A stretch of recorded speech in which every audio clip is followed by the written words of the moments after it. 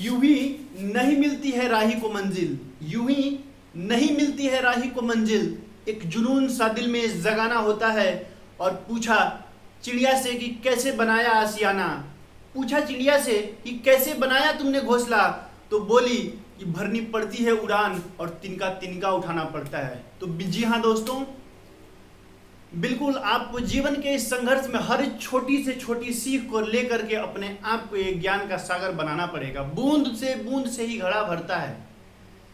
तो आप इस चैनल पे बने रहें। इस चैनल के माध्यम से एग्रीकल्चर की सीरीज चलाई जा रही है, जिसे आप देखें, समझें और यदि पसंद आए तो ज़्यादा से ज़्यादा शेयर करें। चैनल का लिंक आपके डिस्क्रिप्शन बॉक्स में मिल जाएगा। और अब हम पिछली वीडियोस में हमने एग्रोनॉमी के लेक्चर्स के बारे में चर्चा किया था, जिसमें हम मिनरल न्यूट्रिशंस, यह एग्रोनॉमी और सॉइल साइंस में कॉमन चैप्टर है, जिसमें मिनरल न्यूट्रिशंस को लेकर के हम चल रहे हैं। हमने विगत 4-5 वीडियो में आपको बताया है कि मिनरल न्यूट्रिशंस क्या है, कौन कौन से इसेंशियल एलिमेंट हैं, नॉन इसेंशियल एलिमेंट कौन कौन से हैं, उनकी क्राइटेरिया ऑफ इसेंशियलिटी क्या है। फिर अब हम इसके फंक्शंस और डिफिशियंसी के बारे में पढ़ रहे हैं।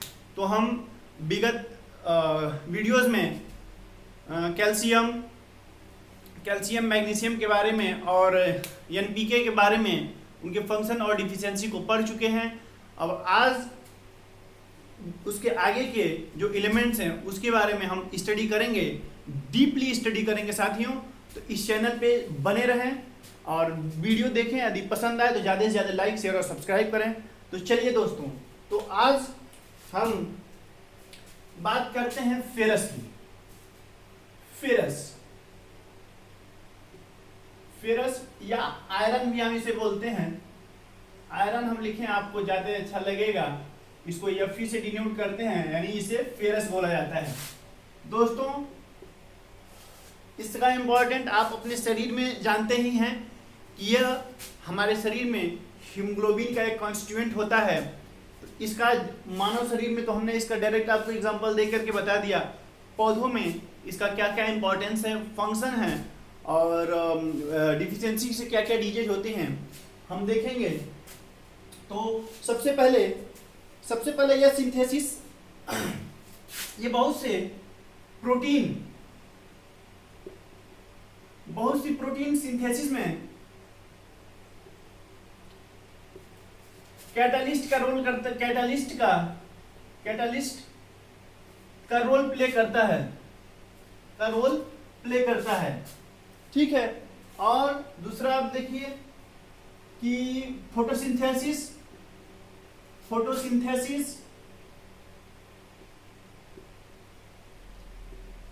रिस्पायरेशन में भी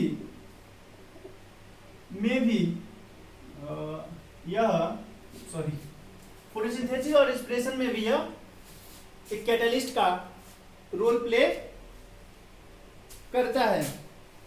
बहुत से एंजाइम्स का कॉन्स्टिट्यूएंट्स ऑफ एंजाइम्स फॉर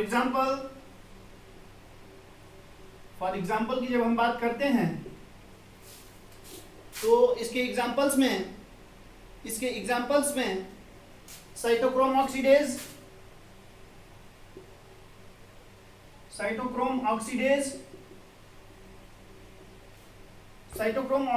और cytochrome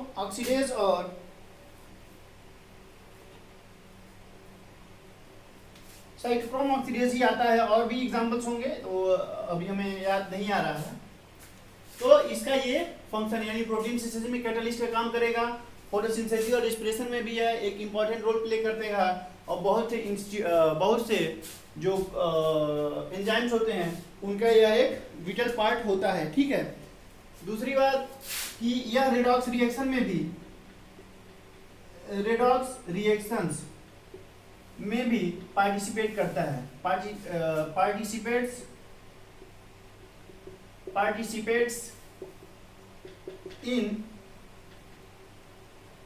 redox reaction, redox reaction, redox reaction में भी ये पार्टिसिपेट करता है। तो अब हम बात करेंगे कि रेडॉक्स रिएक्शन क्या है। साथियों, हमारे शरीर में या जब हम बायोमॉलिक्यूल्स बायोकेमिस्ट्री पढ़ते हैं तो उसमें हमें दो प्रकार की रिएक्शंस बताए जाते हैं, ऑक्सीडेशन और रिडक्शन। ऑक्सीडेशन और रिडक्शन, उपचयन और अपचयन, ऐसा हिंदी में बोला जाता है। इन दोनों क्रियाओं को जब साथ में होती है, यानी रिडक्शन और ऑक्सीडेशन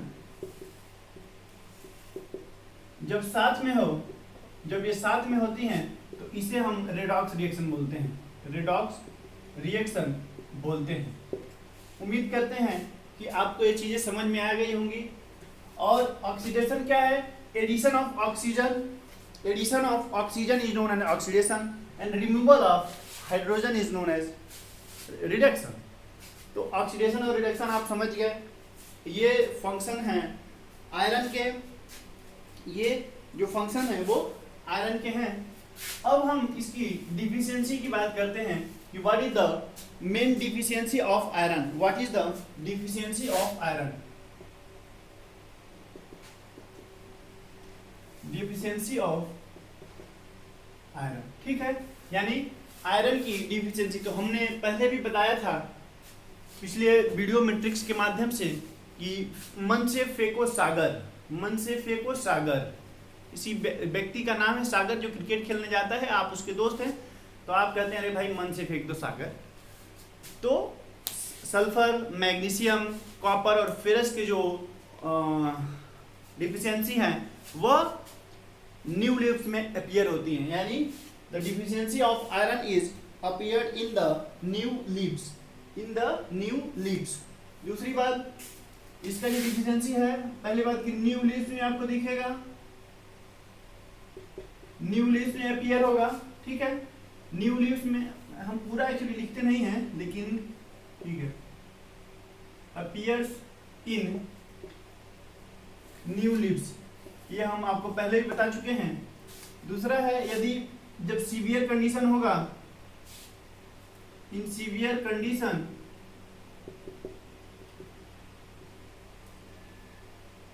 वो leaves turn yellow, turn yellow, वो leaves turn yellow, but mid ribs, mid ribs remain जी ग्रीन। जब कंडीशंस इसकी सीवियर होती जाती हैं तो जो मेन रिब्स है वो पूरी पीली हो जाती है, लेकिन जो रिब्स होती हैं, मेन रिब्स जो हैं वो ग्रीन की ग्रीन ही रहती हैं। तो ये इसकी डिफिशियंसी है। ये बहुत से इसके फंक्शंस को भी हमने बताया आपको और डिफिशियंसी को भी हम इसको बताया आपको। उम्मीद करते हैं कि आप लोगों को दोस्तों ये चीज़ समझ में आया होगा। यदि कहीं कोई डाउट होता है तो आप कमेंट्स करके जरूर पूछें। ठीक, चलिए अब हम आगे बात करते हैं, अब हम आगे बात करते हैं मैग्नीज की, इसकी यमन यानी मैग्नीज की हम बात करते हैं। दोस्तों मैग्नीज की जब हम बात करते हैं तो ये भी है, ये जो है वो बहुत से play important role in catalysis, catalysis in physiological activities, physiological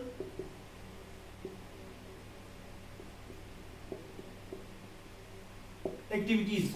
ये बहुत से फिजियोलॉजिकल एक्टिविटीज में कैटलिस्ट का इंपॉर्टेंट रोल प्ले करता है। दूसरी बात कि रिस्पिरेटरी जो प्रोसेस है, रिस्पिरेशन, रिस्पिरेशन में इन्वॉल्व इन रिस्पाइरेशन, यानी यह रिस्पायरेशन में भी इन्वॉल्व रहता है। ठीक है, और यह रेडॉक्स पोटेंशियल को it control redox potential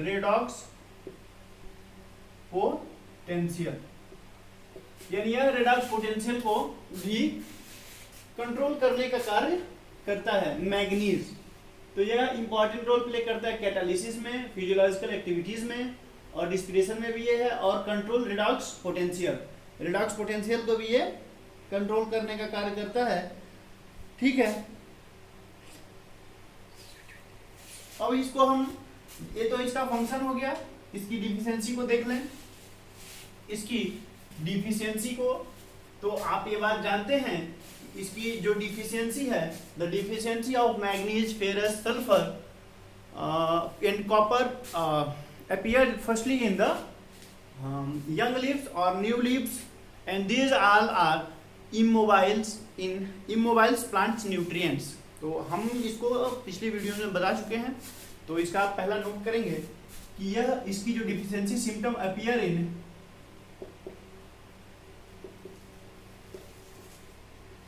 deficiency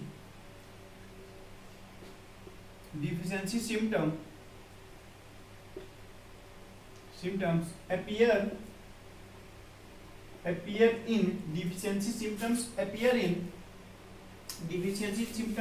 in young oblique new leaves of plants। तो इसकी जो डिफिशियंसी सिम्टम है वह मतलब कि यंग लीव्स में अपीयर होती हैं, और इसके कारण होता है क्या है, क्लोरोसिस होता है, क्लोरोसिस ऑफ यंग लीव्स। इसमें क्लोरोसिस होती है यंग लीव्स में। क्या डिसऑर्डर होता है, क्लोरोसिस हो जाती है, और मैग्नीज के कारण बहुत से प्लांट्स में बहुत सी डिफिशियंसी सिम्टम अपीयर होने लगते हैं, जैसा ग्रे स्ट्रिक ऑफ ओट्स में क्या होता है, ग्रे ओट्स में, इन ओट्स ग्रे स्ट्रिक हो जाएगा। इन शुगर केन आप मान लेना, शुगर केन में पहला ब्लाइट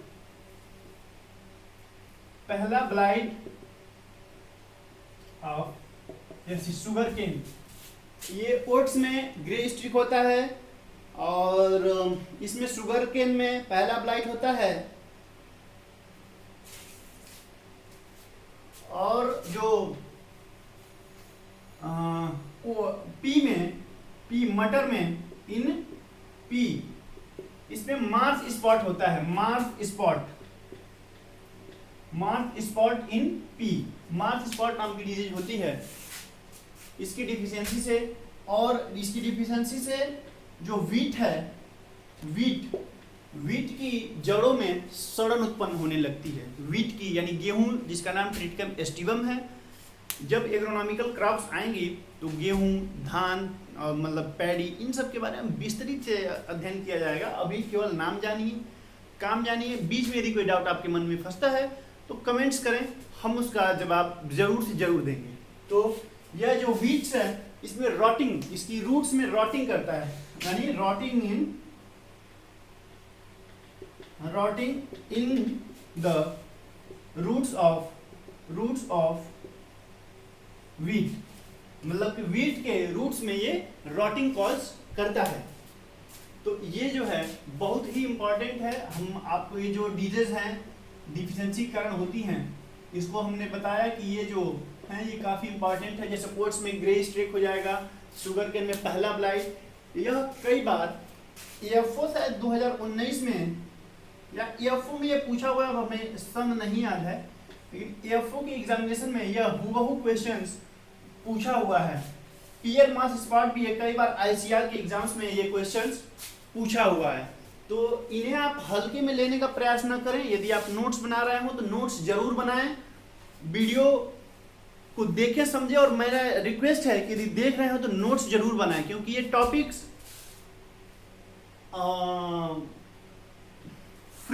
फ्री ऑफ कास्ट तो आपको कोई अवेलेबल नहीं कराएगा यूट्यूब पे। इसलिए दोस्तों बहुत ही रिक्वेस्ट है कि it is a humble request for you that you should make a better note from my videos, and you should done it, and you can WhatsApp your notes on 7052780942 आप इस number पे WhatsApp करके अपने जो notes बनाए हैं उसको दिखा सकते हैं। साथ में प्रिफरेबल जो बुक्स हैं जैसे नेमराज सुंडा हो गई, और भी जो अरुण कात्यायन की जो वॉल्यूम 1 और वॉल्यूम 2 आती है, ये बेसिक बुक हैं, आप इसको जरूर पढ़ें। उससे और हमारी वीडियो से मिलकर आप नोट्स बनाएं। आपको कहीं भी किसी भी कॉम्पिटिटिव एग्जाम्स में कहीं से भी समस्या नहीं आएगी। यदि आती है तो आप हमें जरूर बताएं। तो चलिए, तो यह हो गया आपका मैग्नीज का दोस्तों।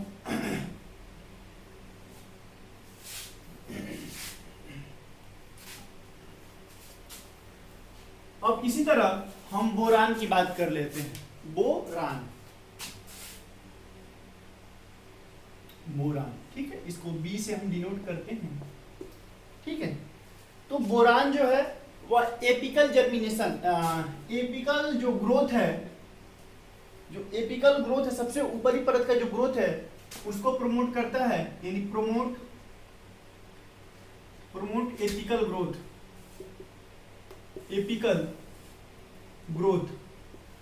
यह एपिकल ग्रोथ को प्रमोट करता है। दूसरा जो है यह pollen grain help in the formation of pollen grains and seed set, ठीक है। यह पॉलन ग्रेन के फॉर्मेशन में और सीड सेटिंग्स में भी हेल्प करता है। यह जो है पॉलन ग्रेन फॉर्मेशन और उसमें भी हेल्प करता है, ठीक है। इसका तीसरा काम क्या है? It's help in the translocation of sugars, यह शुगर के ट्रांसलोकेशन में भी हेल्प करता है। इन्वॉल्व इन सेल डिवीजन, यह सेल डिवीजन में भी इन्वॉल्व होता है। तीसरा इसमें, और इसके आगे देखिए कि यह nodule formation in legumes help in nodule formation in wheat sorry दिमाग में व्हीट आ गया, लेग्यूम्स। भाई व्हीट में कहाँ नोड्यूल फॉर्मेशन होता है? नोड्यूल फॉर्मेशन का काम बैक्टीरिया द्वारा लेग्यूमिनस क्रॉप की रूट्स में कराया जाता है, तो उसमें बोरान का भी एक फंक्शनल रोल होता है, ठीक है। तो क्या है कि माइंड ही है, थोड़ा सा स्लिप हो जाता है, तो आप उसकी बातों को ध्यान ना दिया कीजिए। और यदि कोई बात छूट जाती है या कुछ जैसे हमने हम सही रहे थे, लिख गलत दिए हैं, एक वीडियो में हमने देखा था, तो उसे आप लोग जरूर काउंटर करें और बताएं, ठीक है। तो ये आपका इसका फंक्शन हो गया। अब हम इसकी डिफिशियंसी की बात करते हैं कि डिफिशियंसी ऑफ बोरान। तो हमने आपको बताया कि यह जो है वो न्यू सेल डिवीजन यानी एपिकल जो मेरिस्टेम टिश्यू होते हैं उनके डेवलपमेंट में हेल्प करता है। तो जब इसकी डिफिशियंसी होगी तो जो एपिकल जो ग्रोथ है वो स्टॉप हो जाएगी, यानी रुक जाएगी, यानी growth will be stop. Apical growth stopped हो जाएगी या और स्लो, ठीक है। एपिकल ग्रोथ जो है वो स्टॉप हो जाएगी या स्लो हो जाएगी। ठीक है। दूसरा क्या होगा, पॉलन ग्रेन जब बढ़िया से मतलब अच्छी तरीके से नहीं बढ़ेगा तो स्टेरिलिटी हो जाएगी। स्टेरिलिटी एंड मेलफॉर्मेशन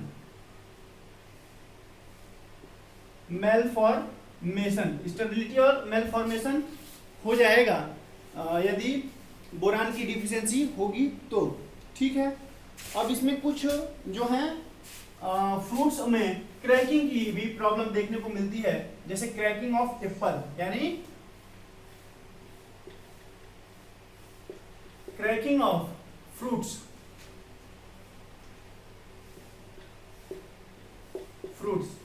जैसे एप्पल की जो क्रैकिंग होती है, it is due to the boron deficiency. और क्या है, रूट्स क्रॉप जो होती हैं, रूट क्रॉप्स में एक डिजीज होता है brown heart disease, BRO, brown heart disease of root crops जो होती है, या black heart disease of root crop भी इसी के डिफिशियंसी के कारण होता है। ठीक है। और जो है दोस्तों ब्लैक हर्ट ऑफ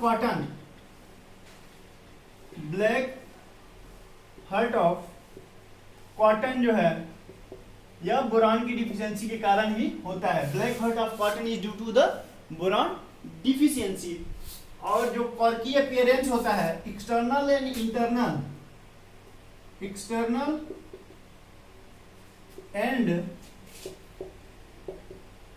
इंटरनल